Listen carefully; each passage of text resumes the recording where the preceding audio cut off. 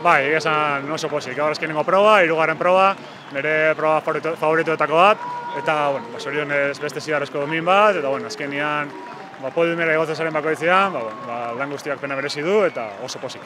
Bai, egia esan nila hildan egoen, gaur laugarren eguna, 6. estropa da, eta, bueno, gaur berotzen hasi naizenean goizian, gorputza ketun erantzuten, oso nekatutan egoen, duda pila sartu zaizkit, esaten nik uste ezin izango dutela estropa bat egin, eta, duda sartzen zaizkizu, esatezu, igual domina seguru bat, estropa egiteatik agian galduko dut, eta, gero ja pixkanaka gorputza engarrasatzen hasi da, berako eta ondoren, ematezun pixkat gorputza esnatzen joan dela, eta duda pixketekin, baina, estropa ondo hasi dugu, eta, ematezun gorputzak erantzute zula, eta aurrera, eta, azkenean zorionez 2. posta lortu dugu. Nik uste, deskantsu gehiagorekin, segurazki irabazingo genuela, baina, nik uste Europeo polita egin degula, 2 zidarzko domin eta 6. postu batekin, eta posik egin dako lanakin. Nik uste nuen programatan irabazingo geniela, hau zan nire ustez, Europeo irabazteko basa, hemen nik uste etxian irabazteko aukera handiak genituela, eta oso gertu izan gehan, nahiz eta ni oso nekatuta egon, gertu izan geha irabazteko, pena, dar pixka gehiokin nik uste irabazingo genula, baina gaur goiziak nola neon ikusita, firmatiko nuen irte maialen 2. postu hori, eta posik. Bai, ia urte bete, elkarrekin aritu gabe, eta ustegunean egin genuen kanporaketan, duda haiek genituen, azkenian bakoitzak beste proba diferente batzuk prestatzen inibiliga denboraldi osoan, eta ez genekien gorputzak nola eta parkuak nola erantzungo zuen, baina hasieratekan ematezun denbora ez zala pasa. Urte bete pasa ondoren, uretara sartu ginen momentuan, esan genuen, emateu entrenatzen ibiliga lagunero, eta hau perfektu dihoa. Eta jaiko ziren nuen ostegunean indartzu daudela, eta gaurko finalerako aurren esango ginala. Uste baina pixka nekatuago iritsi naiz eta alde hortatik pixka limitauta, baina barko segurua geha, eta naiz eta nekatuta izan, zidarrezko domina lortzeko gai izan gara. Horten ez dugu prestatu barko hau, eta, torre horretik esan dudak genituen nola erantzungo zuen, eta,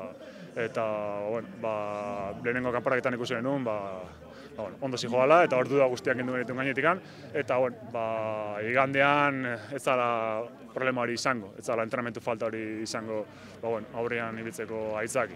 Kasu honetan izan da bezala, azkenean ikusten nekia izan dela gehiago, entrenamentu hori falta hori baino. Baina, alare, oso pozik, azkenean dominak garresti daude beti, eta podiumera igote zaren bakoitzean ikusten duzu, lan guztiak pena merezi duela. Ez dakit, zaila da esplikatzea, azkenean ez dakazu erantzun bat. Kide askokin probatzen duzu taldeko barku bat, eta emaztegu hasieratik ez dijoala, ez zera konpenetratzen, eta ez dezu esplikaziorik aurkitzen, ez daka erantzunik, eta beste batzukin montatzen bakoitzean, hasieratik oso fluido dijoa, erraz dijoa, eta pakorekin hori gertatzen da beti. Montatzen duen bakoitzean, barkoa oso erraz dijoa, 2 palaetan ja oso askar dijoa, eta nik uste kompatibilitatea asunto izango da, oso kompatibleak gehala, nahiz eta fizikoki oso ezberdina izan, esplikaziorik ez daka, nola egoazen nahian koplauta, baina errez irtetzen da dan, eta gaur berrez txapeketa honetan, berriz ere demostratu da oso kompatibleak gehala, gutxi entrenatuta elkarrekin, beti emaitza osonak lortzen ditugu. Pues sí, objetivo cumplido en el día de hoy. Objetivo siempre en un campeonato de tanto nivel es subir al podium. En este caso salíamos a ganar, teníamos un barco con posibilidades de ganar, pero bueno, con el pequeño inconveniente de que yo iba a competir en muchísimas pruebas. Hoy era mi 4º día de competición, mi 6ª regata y el día de ayer fue muy duro, con la semifinal y la final de K4-500 que me dejó muy tocado. Y esta mañana ya cuando he bajado a calentar el cuerpo no respondía, estaba muy cansado. La verdad que me han entrado muchísimas dudas de decir, a lo mejor una medalla segura o una muy posible medalla de oro la voy a perder a lo mejor por haber hecho demasiadas pruebas y haber dejado esta que era la última al final y habiendo competido tantas pruebas por delante. Pero según ha ido calentando, según ha ido pasando la mañana, parecía que el cuerpo iba engrasando, poco a poco iba respondiendo y al final faltaba un poco de todo de chispa, yo no estaba al 100%, Pero bueno, aún y todo hemos conseguido ser segundos, que lo hubiese firmado después de haber realizado el calentamiento, que el cuerpo no iba. Y por suerte la final no al 100%, pero bueno, yo creo que he rendido bien y hemos podido luchar por la victoria, al final segundos. Sé que seguramente si hubiese competido en menos pruebas o hubiese tenido más descanso hubiésemos podido ganar, pero bueno, subir al podio siempre es un motivo de mucha alegría. 2 medallas de plata que la verdad que están muy bien y es un balance muy positivo en este campeonato. Sí, sabíamos que en este campeonato una de las pruebas donde podíamos ganar era esta. O sea, yo creo que si hubiésemos competido a lo mejor de tú a tú, yo estando al 100%, seguramente podríamos haberles vencido.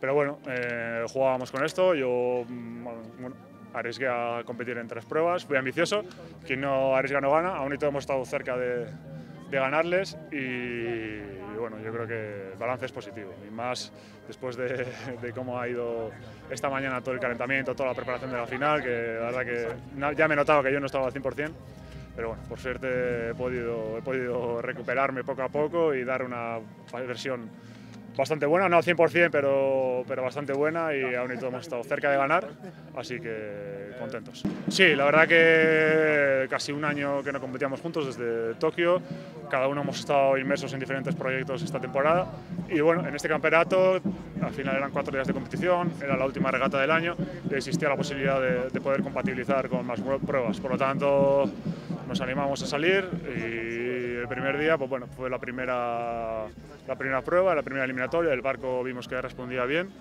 y bueno, ahí ya dijimos, bueno, parece que el tiempo no ha pasado, que parece que este año hemos seguido entrenando juntos porque el barco ha respondido desde el principio muy bien y el jueves vimos que ya el domingo seguramente estaríamos peleando por ganar y así ha sido. Yo creo que hemos luchado la victoria hasta los metros finales y bueno, vemos que el barco siempre responde. Es muy difícil de explicar, la verdad. Hay compañeros con los que a priori parece que tienes que funcionar muy bien y en cuanto te montas en el barco la cosa no funciona, no te puedes acoplar, parece que paleas igual pero con una técnica muy parecida, pero luego es imposible de acoplar. Y en cambio con Paco, a pesar de que físicamente somos muy diferentes y que a priori nadie nos mentiría a competir juntos, en cuanto nos montamos la cosa fluye, pues vamos súper acoplados desde el principio y el barco corre desde la primera palada. Por lo tanto es difícil encontrar una explicación, pero luego ahí están los tiempos, ahí están los resultados que el barco responde.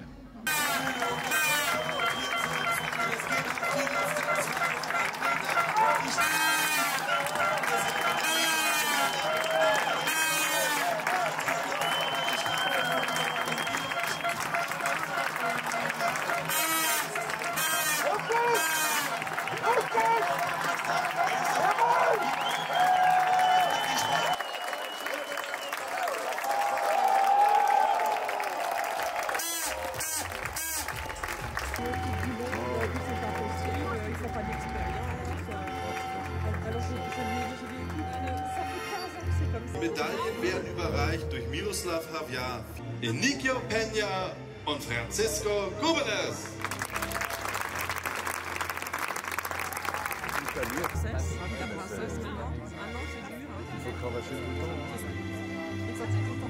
Il y en a beaucoup qui auraient tenu comme ça pendant 13 ans pour dire on va faire quelque chose. On va regarder un peu les médailles. À mon avis, il y en a 2. The European Championships.